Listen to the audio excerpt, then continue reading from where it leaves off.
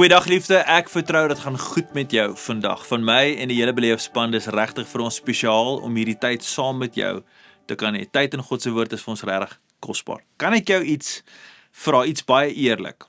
Het jy al daai stil stem ervaar, daai sagte nudge, daai oomblik wat jy weet, ek moet nie hierdie ding doen nie, of ek moet nie nou iets sê nie, of ek moet anders te reageer. Jy hoor daai stemmetjie, maar tog ignoreer jy dit. Ons lees in Johannes 16 vers 13 die volgende: wanneer hy kom, die gees van die waarheid, sal hy julle in die volle waarheid lei. Geliefde, met ander woorde wat Johannes hier vir ons sê is, God los jou nie om dinge self uit te figure wat reg en verkeerd is nie. Hy sê die Heilige Gees gaan ons help, hy gaan ons lei, hy gaan met ons praat, hy gaan vir ons die pad wys. Hy is vir ons 'n rigtingwyser. Maar hier is ons uitdaging. Die Heilige Gees skree nie, hy dwing nie af nie, hy praat nie hard nie, hy praat inteendeel sag. In my mening, hy praat konstant, maar hy praat sag. En daarom is dit so maklik om hom te ignoreer.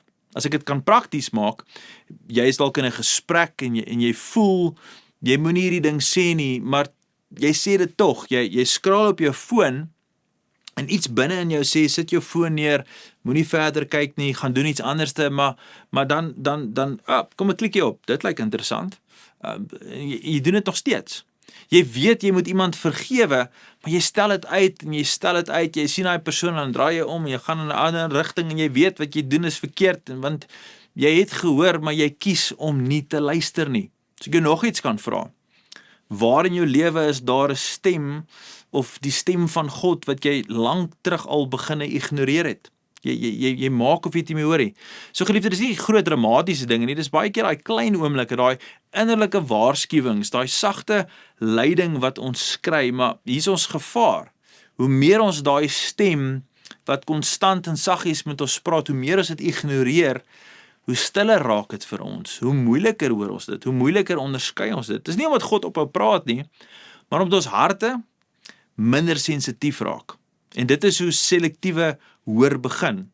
Nie deur openlike rebellie nie, maar deur stil, klein oomblikke van ek weet, maar ek doen dit nie. Ek weet wat's reg, maar ek kies die teendeel. So, wat staan ons te doen?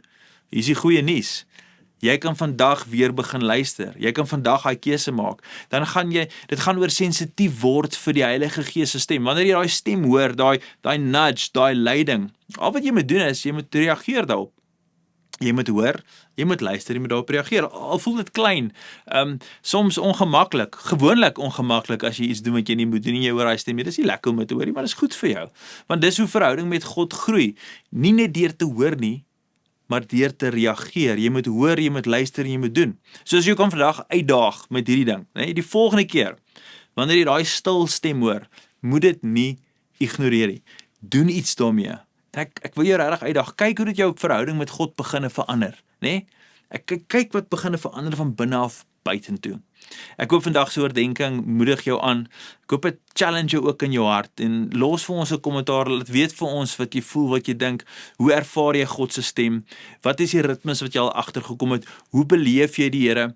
En waarmee praat jy met God? En geliefde, as jy daai kommentaar los, ons lees hulle almal, ons bid saam met julle, ons waardeer saam met julle die dinge waardeur julle gaan, en dit is vir ons net so lekker om saam met julle hierdie pad te kan stap. Maar vir nou, kom ons bid saam. Hemelse Vader, so baie dankie vir u enorme genade oor ons lewens. En dankie Here, dat u altyd met ons bly praat. Dankie vir die belofte van Johannes, wat vir ons sê dat u gaan vir ons die Gees van God stuur om vir ons te lei in die waarheid. Ons almal kort meer van die waarheid. Ons weet die openbaring is Jesus Christus, maar dan begin leer ons hoe om Jesus uit te leef in en deur ons lewens elke liewe dag. Daarom vra ek Here dat u hierdie hart en hierdie gedagtes sal sag en sensitief maak vir die stem van die Heilige Gees.